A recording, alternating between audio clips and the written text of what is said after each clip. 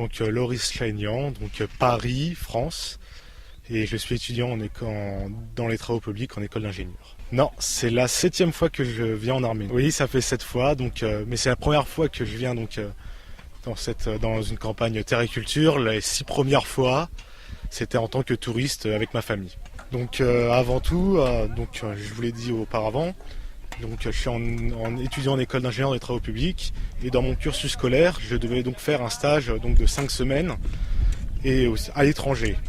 Étant d'origine arménienne, il m'a paru tout naturel de venir en Arménie et donc de faire du bénévolat dans un domaine qui associe mes compétences scientifiques, c'est-à-dire dans le domaine du travail public.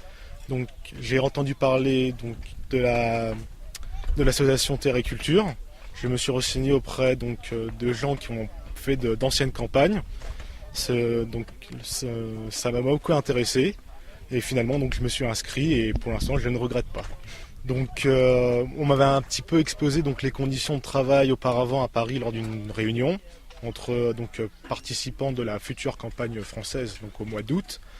Donc on m'a un peu posé les conditions. Je savais un petit peu à quoi m'attendre et je n'ai pour l'instant qu'une surprise.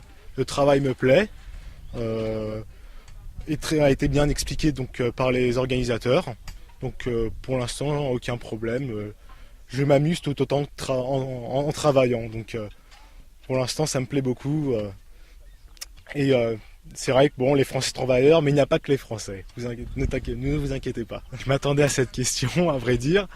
Mes 2 parents parlent arménien. J'ai une grande sœur qui ne parle pas arménien comme moi. Pourtant, on a fait très jeune, on est allé à l'école arménienne, mais très peu de temps.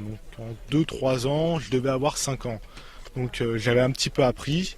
J'ai quasiment tout oublié. Et c'est vrai que mes parents parlant arménien, ça m'a beaucoup facilité lors de mes voyages antérieurs. Donc c'est vrai que j'avais pas forcément la nécessité de parler arménien, même si j'ai vraiment l'envie d'apprendre l'arménien d'ici peu. C'est vrai que c'est un contexte très différent, puisque les conditions sont différentes, les conditions de vie.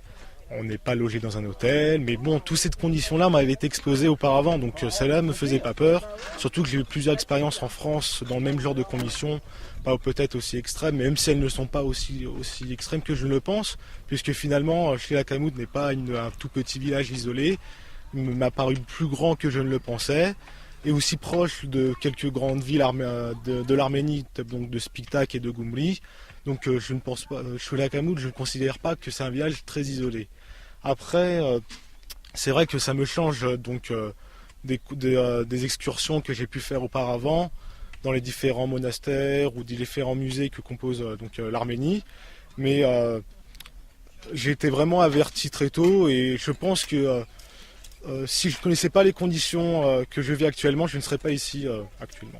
Voilà. Je pense que ce serait même une conclusion du projet de Terre et Culture que une messe du genre qu'on a connue le week-end dernier à Arsassa puisse se faire. Après, c'est vrai que il y a encore un petit peu de boulot, de travail à faire. Ça va pas se faire en très peu de temps. Mais c'est vrai que ce serait à mon avis une conclusion pour l'organisation de Terre et Culture qu'une messe de ce genre puisse arriver. C'est vrai. Avant tout, c'est une aventure humaine. C'est vrai qu'il y a d'abord un projet à concrétiser, mais on est entouré de gens qui ont notre âge, mais aussi des personnes, pour ma part, plus âgées. Et c'est vrai que c'est quelque chose que je cherchais.